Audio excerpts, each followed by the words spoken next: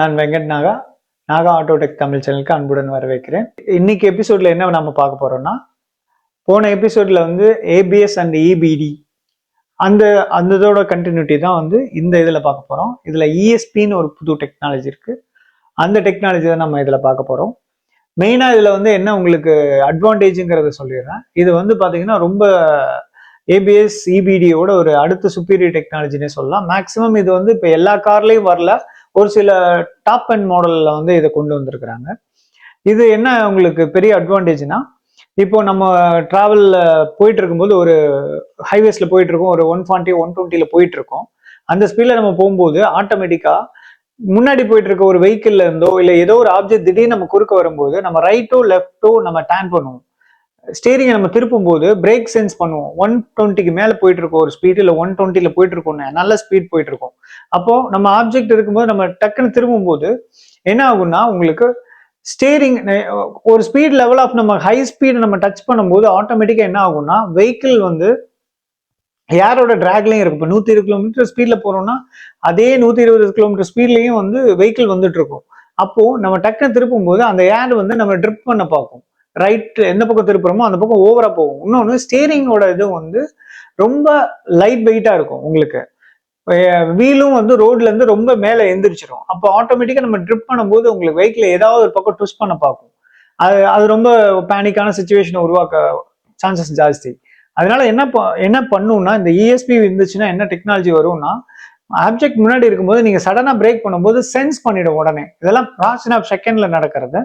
என்ன பண்ணும்னா, நீங்க பிரேக் சென்ஸ் பண்ணி ஸ்டீரிங் ஒடிச்சோடனே ஸ்டீரிங்ல இருந்து அந்த சிக்னலை அதை எடுத்துக்கும். எவ்வளவு ஃபாஸ்டா நீங்க ஸ்டீரிங்கை திருப்புறீங்க, ரைட்டோ லெஃப்டோ, அதை சென்ஸ் பண்ணிட்டு சென்டர் ஆஃப் த யூனிட்ல இருக்கிற அந்த போர்டும் பிளஸ் பிசிஎம்மும் கனெக்ட் வரும். பேனிக் பிரேக் பிளஸ் ரைட்ல திருப்புறாங்க, ரொம்ப பேனிக்கான விஷயம், வெஹிக்கிளை ஸ்டெபிள் பண்ணணும்னு சொல்லி அதை சென்ஸ் பண்ணிட்டு கார்னரிங் பிரேக் பண்ண ஆரம்பிக்கும். அதாவது நீங்க எந்த பக்கம் திருப்புறீங்களோ, ரைட் சைடு திருப்புறீங்க, ரைட் சைடு டயரும் லெஃப்ட் சைடோட பேக் டயரும் கார்னரா பிரேக் ஆகும்.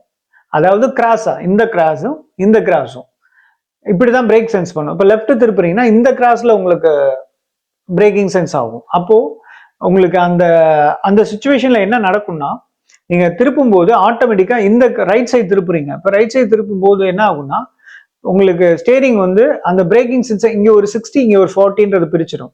அதே மாதிரி இந்த வீலுங்களை ரெண்டையும் ஃப்ரீ பண்ணிடும்.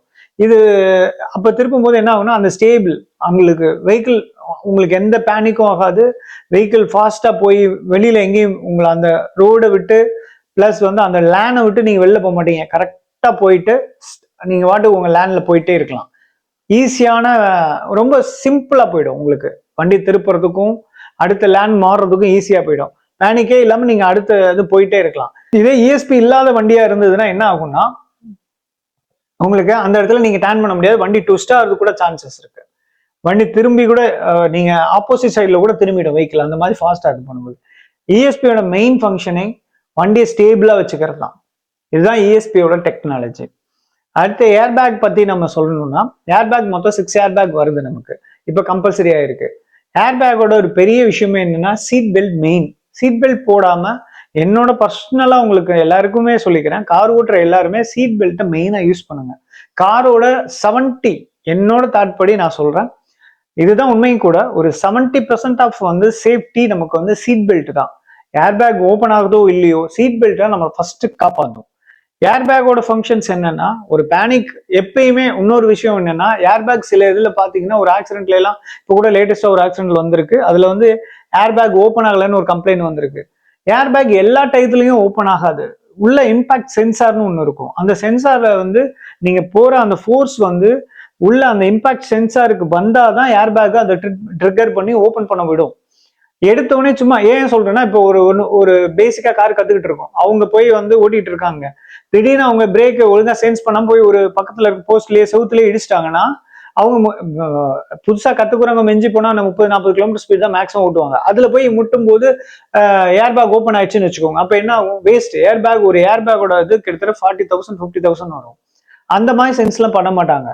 ஏர்பேக்கோட பிக்சிங் இதே டெக்னாலஜி எப்படி இருக்கும்னா, உள்ள ஒரு பேனிக்கான விஷயங்கள் நடக்குது, ஒரு ஆக்சிடென்ட் ஆகிற சிச்சுவேஷன் ஆகுதுன்னா, அந்த உள்ள இருக்கிற அந்த இம்பாக்ட் வந்து பேசஞ்சர் கேபினுக்குள்ள பாஸ் ஆக சான்சஸ் இருக்குன்றப்ப ஆட்டோமேட்டிக்கா அது ட்ரிகர் பண்ணி அந்த ஏர்பேக்கை வந்து அது ஓப்பன் பண்ணி விட்டுரும். உள்ள இருக்க பேசஞ்சருக்கு எந்த இதுவும் இன்ஜுரி ஆயிடக்கூடாதுங்கிறதுக்காக ஏர்பேக் அப்பதான் ஓப்பன் ஆகும். அந்த அளவு இருக்கிறது தான் அந்த அளவு செக்யூரிட்டி கொடுத்துருப்பாங்க. எடுத்தோடனே எல்லாம் வந்து ஏர்பேக் ஓப்பன் ஆயிடாது. அதே மாதிரி சீட் பெல்ட் நீங்க போட்டீங்கன்னா இன்னொரு விஷயங்களும் நிறைய பேருக்கு டவுட் இருக்கு. சீட் பெல்ட் போட்டாதான் ஏர்பேக் ஓப்பன் ஆகும் அப்படிங்கிற மாதிரி எல்லாம் சொல்லிட்டு இருக்காங்க. அப்படிலாம் கிடையாது. சீட் பெல்ட் நீங்க போடலைன்னாலும் போட்டாலும் ஏர்பேக் ஓப்பன் ஆக தான் செய்யும். ஆனா சீட் பெல்ட் போடாம ஏர்பேக் ஓப்பன் ஆகி எந்த பிரயோஜனமும் கிடையாது. எதனால நான் சொல்றேன்னா, இப்ப சீட் பெல்ட் போட்டிருக்கீங்க, ஏர்பேக் ஓப்பன் ஆகுது. இங்க ஃப்ரண்ட்ல இருந்து ஒரு ஏர்பேக், சைடு ஏர்பேக், இது ரெண்டும் ஓப்பன் ஆகும்போது ஆட்டோமேட்டிக்கா உங்களுக்கு நீங்க சேஃப். சீட்டை விட்டு நகர மாட்டீங்க, சேஃப். காரை டோர் ஓப்பன் பண்ணி நீங்க இறங்கி வந்துடலாம். பெரிய இன்ஜுரி இருக்காது. இதே சீட் பெல்ட் போடல, அப்ப என்ன ஆகும்? அதே ஃபோர்ஸ் கிட்டத்தட்ட 300 கிலோமீட்டர் ஸ்பீட்ல ஓப்பன் ஆகுது. யோசிச்சு பாருங்க, 300 கிலோமீட்டர் ஸ்பீட். என்ன ஸ்பீட்? இப்படிங்கிறதுக்குள்ள உங்க பக்கத்துல வந்துடும் ஏர்பேக். அப்போ நீங்க பேனிக்கா இருப்பீங்க அந்த இடத்துல. அப்போ அந்த பேனிக்கான டயத்துல உங்களுக்கு அந்த இன்னொரு 300 கிலோமீட்டர் ஸ்பீட்ல ஒரு ஆப்ஜெக்ட் நம்ம பக்கத்துல வரும்போது இன்னும் பேனிக் ஜாஸ்தி ஆகும். நீங்க சீட் பெல்ட் போட்டு நகர மாட்டீங்க, உங்களோட சேர்த்து அப்படியே அமுக்கிடும். அப்போ ஆட்டோமேட்டிக்கா உங்களுக்கு சேஃப்டி ஜோன் போயிடுவீங்க. சீட் பெல்ட் போட்டுட்டீங்கன்னா உங்களுக்கு ஏர்பேக்கோட சேர்ந்து 100% சேஃப்னஸ் கிடைக்கும். அதனால சீட் பெல்ட் கண்டிப்பா எல்லாரும் போடுங்க. மெயினா வந்து சீட் பெல்ட் போடாம எங்க ஒரு சின்ன பக்கத்துல போறோம் அதுக்காக போடாம இருக்கோம் அந்த மாதிரி இல்லாம, எங்க முக்கியமா அந்த லோக்கல்ல நீங்க யூஸ் பண்ணலைனாலும் ஹைவேஸ்ல கன்ஃபார்மா யூஸ் பண்ணுங்க. எப்ப எவ்வளவு லாங் போனாலும் சரி சீட் பெல்ட் மெயினா யூஸ் பண்ணுங்க. இதோட அடுத்த டாபிக் நான் என்னன்றத அடுத்த வீடியோல சொல்றேன். சப்ஸ்கிரைப் பண்ணிருங்க, லைக் பண்ணுங்க, ஷேர் பண்ணுங்க. இன்னும் பல வீடியோ உங்களுக்காக நான் எடுத்துட்டு வரேன் இந்த சேனல் மூலமா. தேங்க்யூ.